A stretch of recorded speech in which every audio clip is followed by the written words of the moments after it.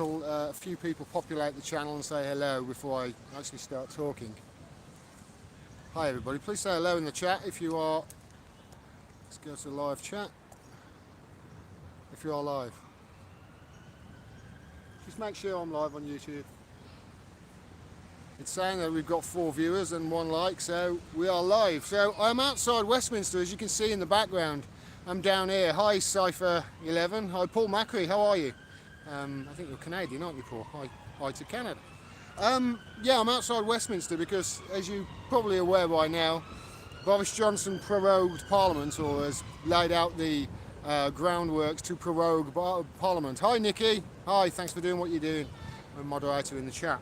So basically the prorogue of Parliament is something that it looks like that every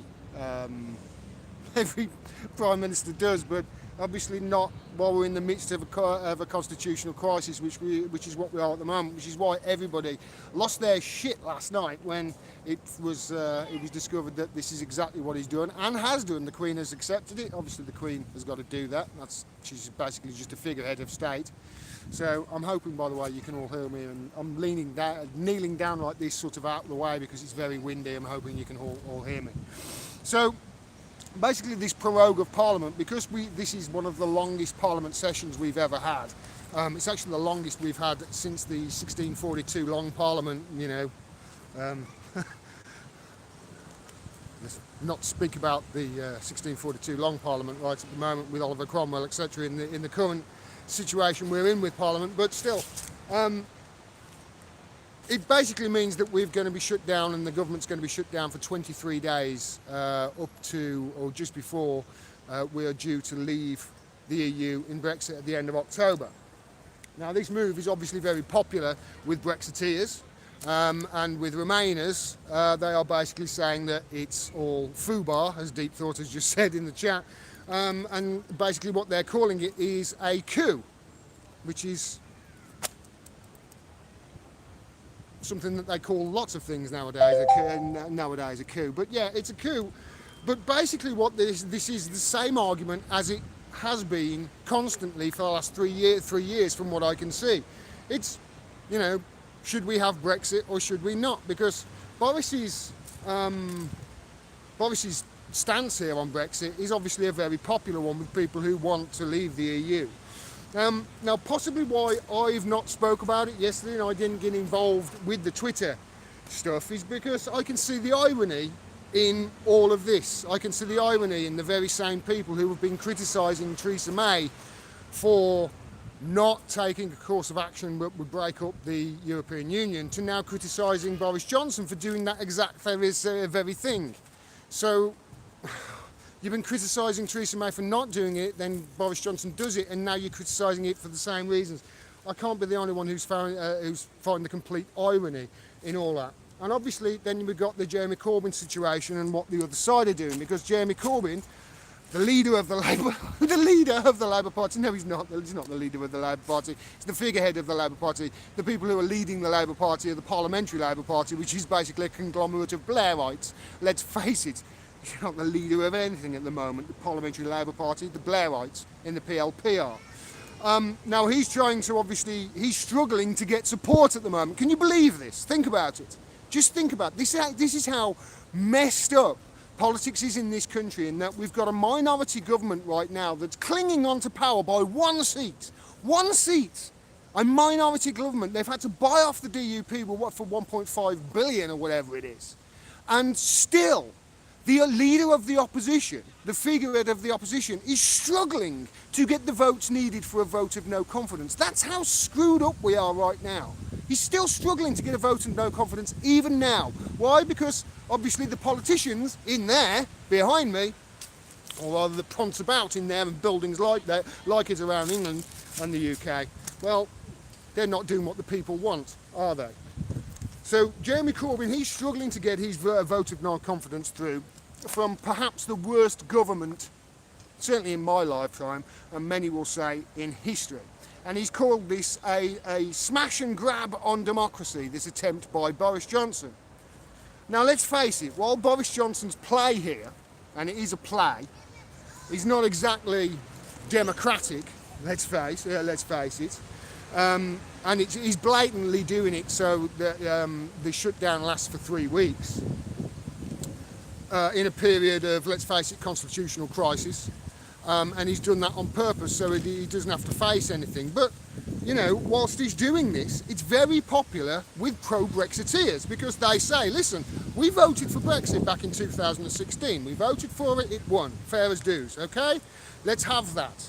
Now, if you want to change your minds, fine, we can change you change your minds after we voted to leave, and then we can vote to get back in if you want that. But if we don't leave, then we don't live in a democracy. That is their argument. I happen to agree with it. So we voted to leave, and still now they're saying, oh, well, we'll crash out with of the EU with a no-deal Brexit. Well, no, because people knew at the time in 2016 that if we couldn't get a deal, and that was a possibility, that we would leave under WTO rules, which is essentially what they say crashing out, nose-diving, nose-planting outside the EU is. So people knew that this was a possibility. So to go back to the people would be in itself undemocratic, and then you've got, honestly, it's like, have we even got a democracy at the moment? Shouting about democracy.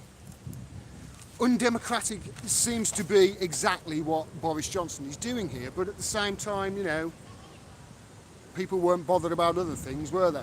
I'll get to that in a second. But I was watching yesterday as those on Twitter, as this all unfolded, and you know, those on Twitter, those that the BBC and Twitter elevate and consider our most important people in the country, you know, the people who speak for the common man in this country, people like millionaire Hugh Grant and millionaire Stephen Fry and multimillionaire Gary Lineker. They're the people that the BBC and Twitter seem to think are most important, so they elevate their voices. They're there to speak for the common man. Now, they say that it's a range of things. They're saying that Boris is fucking with our children's futures. And Stephen Fry said that he was assaulting a centuries-old democracy, was Boris Johnson, in doing that. Really? How long have women had the vote, Stephen? Yeah? Still think it's a centuries-old democracy?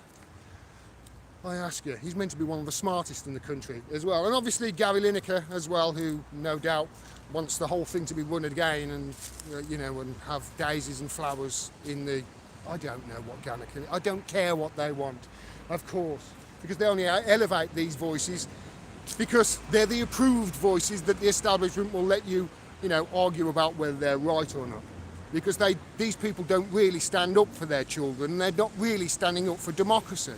Because if they were standing up for democracy, they would have stood up outside the Ecuadorian embassy last year like I did, or a few months ago like I did.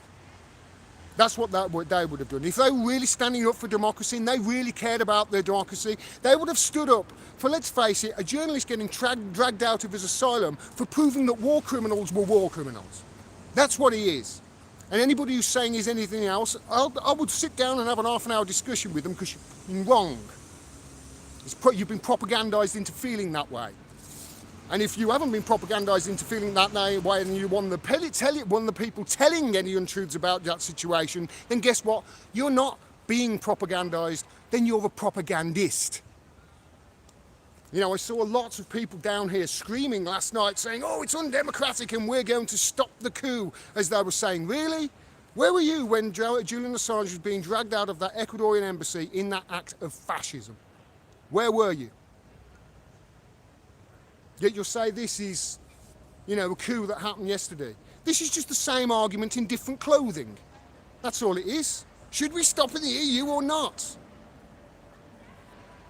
You know, where were you when the Integrity Initiative, when it came out about the Integrity Initiative last year?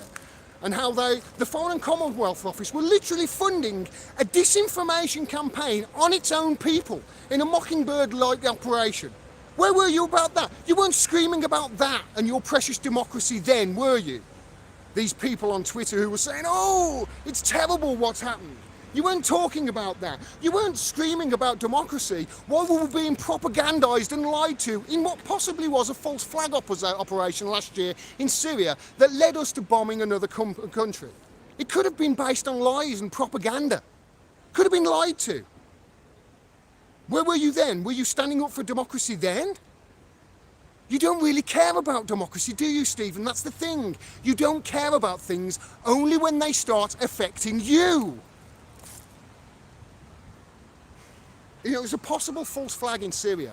Possible false flag. They're not standing up for democracy, are they? They're not saying, oh, they're not shouting about this. No. Why? You'll have to ask them. You know, they were just screaming about how fucking with their children. That's what Hugh Grant was saying. Now, I like Hugh Grant. I think he's a lovely bloke. I really do. But fucking with our children's futures? Really? What about your children's futures under a government that literally does not have a fourth estate holding it accountable to? What about your children's futures under a fascistic government that does not allow free speech and the freedom of the press? Do you care about your children's futures then? No! You only care about your future children's futures now because it looks like we're going to leave the EU and all the people that you are speaking to are saying, oh, you're going to lose money. People who are voting for Brexit, they have got no money to lose. When you say, oh, you're going to be worse off, you're going to be poorer, people are already destitute. They don't fucking care.